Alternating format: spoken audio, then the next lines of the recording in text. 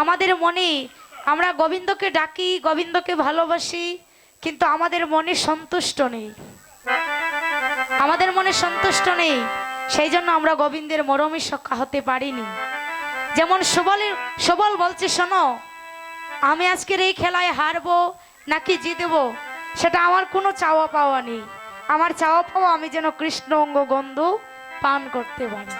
তাই বলছে, শোনো, আজকের এই খেলায় যদি হেরে যাই তাতেও আমরা কৃষ্ণাঙ্গ গন্ধ পাবো, যদি জয়ী হই তাতেও আমরা কৃষ্ণাঙ্গ গন্ধ পাবো।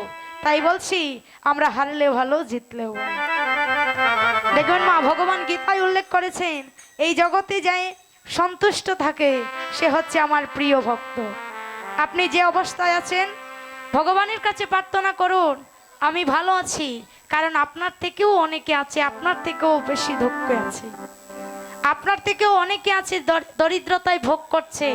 ভগবান যে যাকে যেমন ভাবে রেখেছে, ভগবান তো জেনে বুঝে আপনার ভালোর জন্যই রেখেছে। ভগবান যেমন গীতায় বলেছে, যা হয়েছে ভালো হয়েছে, যা হবে তা ভালো হবে, যা হচ্ছে তা ভালোর জন্যই হচ্ছে। তাই এটা বুঝে আমাদের সদা সর্বদা সন্তুষ্ট থাকা উচিত। মাগো, দেখবেন আমরা সারা জীবন সংসারে থাকি কিন্তু আমাদের কখনো হৃদয়ে সুখ পাই না। কেন? আমাদের হৃদয় অতৃপ্তিহীনতায় ভুগছে। যতই আমরা ভগবানকে ডাকছি ততই ভগবানের কাছে ডাকছি, কি ডাকছি? ভগবানের কাছে প্রণাম করে বলছি, প্রভু আমার যেন 5 তলা বিল্ডিং হয়, প্রভু আমার ছেলেটা যেন পরীক্ষায় পাশ করে, প্রভু আমার স্বামী যেন ভালো ভালো চাকরি করতে পারি, যেন ভালো বেতন পায়। হ্যাঁ, কিন্তু আমরা সেই জন্যই তো কষ্ট ভোগ করি মা। আমরা কি যে চাইবো ভগবানের কাছে সেই চাওয়াটাই আমরা জানি না। চাওয়া কি? ভগবানের কাছে জাগতিক জগতের কোনো কিছু কোনোদিন ভগবানের কাছে চাইবেন না, কারণ ভগবান বলছে যে আমার কাছে একবার চায় আমি তাকে ওই একবারই দেই, আর যে আমার কাছে চায় না আমি তাকে বারে বারে দিই। সেই জন্য মা, কোনোদিন ভগবানের কাছে প্রণাম করি জাগতিক জগতের কোনো কিছু চাইবেন না। কারণ মনে করেন, সাধারণ একটা উদাহরণ দেই, যেমন আজকে আপনার পরমায়িটা আছে, আজকে সন্ধ্যা পরে আপনার মৃত্যু হবে। এখন আজকে ভগবানের কাছে চাইলে, প্রভু আমি যেন আমার ছেলের বউ দেখে আমি মরতে পারি। হ্যাঁ, এখন এই যে মনস্কামনা তুমি করেছ, এই মনস্কামনা তো গোবিন্দ অবশ্যই পূর্ণ করবে, কারণ এ জন্মে নয়, আবার আরেকটা জন্ম তোমাকে দেবে গোবিন্দ, আর আরেকটা জন্ম দি তারপরে তোমার মনস্কামনা পূর্ণ করবে। যতদিন পর্যন্ত কামনা বাসনাটা তুমি নিজের কন্ট্রোলে না রাখতে পারছো, নিয়ন্ত্রণ করতে না পারছো, ততক্ষণ পর্যন্ত তোমার কৃষ্ণ ভক্তি হৃদয়ে হবে না, নিষ্কাম ভালোবাসা জাগবে না। যেমন নববিধা ভক্তি, এই নববিধা ভক্তিটাকে আগে হৃদয়ঙ্গম করতে হবে। তারপরে কি বলছে? ইন্দ্রিয় কি সংযম করতে হবে। যেমন সুখ চাইছে যে আমি সুন্দর সুন্দর বাড়ি দেখি, গাড়ি দেখি, চোখ চাইছে যে আমি টিভি সিরিয়াল দেখি, হ্যাঁ, নাক চাইছে যেন আমি আমিষ আহার যেগুলো সেগুলোর গান নেই, জিহ্বা চাইছে যেন আমি বিরিয়ানি খাই, আমি যেন ভালো ভালো রেস্টুরেন্টে গিয়ে, হ্যাঁ, যা যা ভালো খাবার আছে তার সেবা করি। হ্যাঁ, পাটা চাইছে কি বলে, আমি যদি পাহাড়ে যেতে পারতাম তাহলে বুঝি ভালো হতো। এই হাতটা চাইছে আমি যদি কাউকে মারতে পারতাম। তাহলে কৃষ্ণ ভজন করতে হলে আগে ইন্দ্রিয় সংযম করতে হবে। যে মনের মধ্যে যে কামনা আছে, যেমন আমরা সন্ধ্যাবেলায় ধূপ জ্বালাই, তো ওই ধূপ জ্বালানোর মধ্যে দেখবেন আমরা ধূপকাঠি জ্বালাই। কেন জ্বালাই? যে প্রভু ওই ধূপকাঠি যেমন করে তোমার সম্মুখে দাঁড়িয়ে ছারখার হয়ে যাচ্ছে, তুমি আমার এই আশীর্বাদ করো আমার মনের মধ্যে যত কামনা বাসনা আছে ওই কামনা বাসনা যেন ওই ধূপকাঠির মতো ছারখার হয়ে যায়। হরি বল, হরি বল। কারণ ওই কামনা বাসনা যতই আমার বাড়ছে ততই তোমার কাছে চাইছি, আর যতই চাইছি আমার জন্ম বাড়ছে, আর জন্ম বাড়তে বাড়তে আমি কখনো তোমার চরণ সেবা করতে পারছি না। কি গো মা, পারছি? সংসারে থেকে গোবিন্দ চরণ সেবা করতে কেউ পারছি না। তাই সুবল কি করছি না, জগতের জীবকে শিক্ষা দেবার জন্য বলছে, শোনো আমি এই জন্যই সন্তুষ্ট হয়েছি, আজকের খেলা যদি হেরে যাই তাতেও ভালো, জয়ী হলে তাতেও ভালো, কারণ আমি তো কৃষ্ণ অঙ্গ গন্ধ পাবো, আমি তো কৃষ্ণ অঙ্গ গন্ধ পাবো। তাই আমরা হারলেও ভালো, জিতলেও ভালো। তাই যখন আজ খেলা আরম্ভ হয়েছে, এমন প্রতিজ্ঞা করি আজ খেলায় আরাম দিলাম, এমন প্রতিজ্ঞা করি খেলায় আরাম দিলাম। সগনে গম্ভীর নাদে নাচিতে লাগিল, এই রে সগনে গম্ভীর নাদে নাচিতে লাগিল।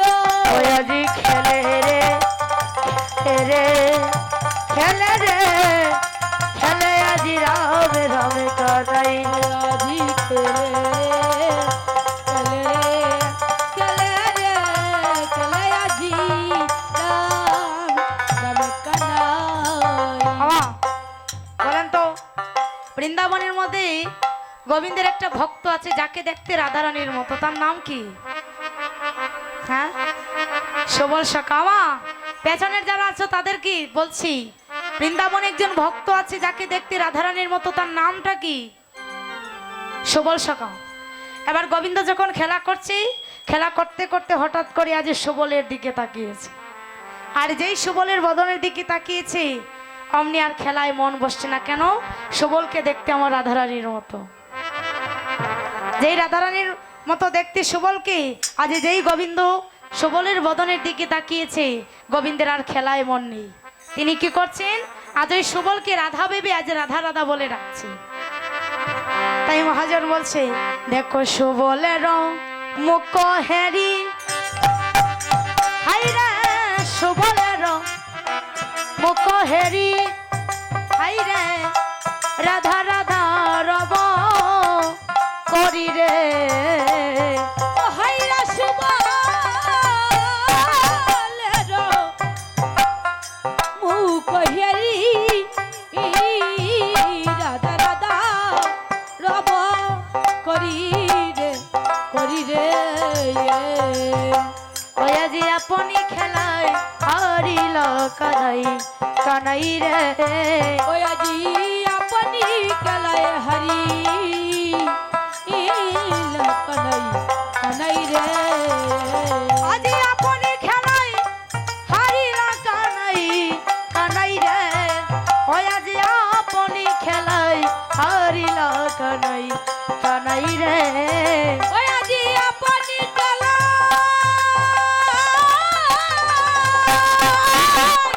হারিল কানাই রে, আপনি খেলায় হারিল কানাই রে। আজ গোবিন্দ সবলের বদন দর্শন করে আজ সবলকে রাধা রাধা বলে ডাকছে, আর ঠিক সেই সময় বলরাম খেলায় জিতে গেছে আর গোবিন্দ খেলায় হেরে গেল। তাই পদকর্তা বলছে, মায়েরা সবাই মিলে উলুধ্বনি করবেন, দেখো হারুয়া কানাই আজি হারিয়া গেল, দেখো হারুয়া কানাই হারিয়া গেল, ও দেখো হারুয়া কানাই আজি হারিয়া গেল, ও দেখো হারুয়া কানাই হারিয়া গেল, ও সবাই প্রেমানন্দে একবার হরি হরি বলো, আজি হারুয়া হারুয়া কানাই হারিয়া গেল, ও সবাই প্রেমানন্দে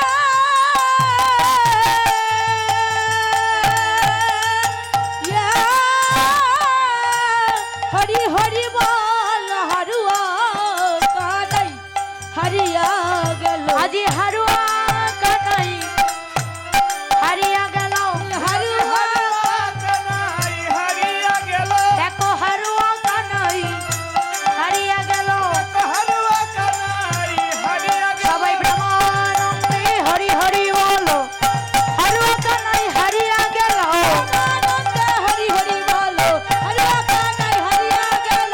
জয় রাধে জয় রাধে জয় রাধে জয় রাধে জয়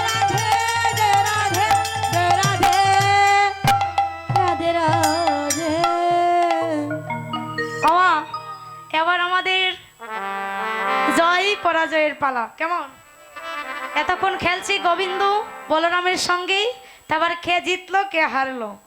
এবার জানতে হবে কারা কারা কৃষ্ণের পক্ষে ছিলেন, হাত তুলো। হ্যাঁ, কৃষ্ণের পক্ষে যারা যারা ছিলেন। তাহলে আজকে আপনাদের কৃষ্ণ খেলায় হেরে গেছে মা, তাই সবাই মিলে ডাকছে আর বলছে হারুয়া কানাই কি জয় হারুয়া কানাই কি জয় হারুয়া কানাই কি। জয়। তাহলে জিতলো কে খেলায়? জিতেছে ভক্ত মানে বলরাম। তাহলে বলতেই ভালো কি, আমি বলি তারপরে আপনারা বলবেন। তাহলে বলরামকে ভগবান আজকে জয়ী করলেন কেন? ভগবান ভাবছেন আমি যদি একটি হাত দিয়ে খেলি, আমাকে পরাজিত করার মতো শক্তি এই ত্রিভুবনের মধ্যে কারো নেই। কিন্তু আমি যে বড় ভক্তকে ভালোবাসি, আজকে গোবিন্দের মনে আজ বাসনা জেগেছে মা, আজ ভক্তের চরণধুলি পাবে। সেই জন্য আজ যখন খেলায় হেরে গেল, তার মনস্কামনা কি, যদি আজকে আমি খেলায় হেরে যাই তাহলে আমি আমার বলরামকে কাঁধে নেব, আর যদি বলরামকে কাঁধে নেই বলরামের চরণটা আমার বক্ষ মাঝে পড়বে আর আমি ভক্তের চরণ দুলা পাবো। তাহলে দেখো মা, ভগবান কেমন করে ভক্তকে ভালোবাসে। এই ভাবনা নিয়ে আজকে খেলায় যখন হেরে গেল, আজ বলরাম ডেকে বলছে এ কানাই, তুই তো খেলায় হেরে গেলি, এবার তুই আমায় কাঁদে নে। তাহলে মা বলেছিলাম গোবিন্দের পক্ষে একজন ভক্ত ছিল, তার নামটা কি? শ্রীরাম। ঠিক আছে, হ্যাঁ শ্রীরাম। ওই শ্রীরাম বলছি দাদা বলাই, তুমি হচ্ছে কৃষ্ণের বড় ভাই, তা বড় ভাই হয়ে যদি তুমি ছোট ভাইয়ের কাঁধে উঠো তাহলে তো তোমার ছোট ভাইয়ের কষ্ট হবে। তাই তুমি আজকে কৃষ্ণের কাঁধে না উঠে তুমি আজ আমার কাঁধে উঠো। তাই কি করেছি, আজ কাঁধে নিয়েছে কি শ্রীরাম। আজ শ্রীরাম বলাইকে কাঁধে নিয়ে সমস্ত বন ঘুরছে। হরি বল।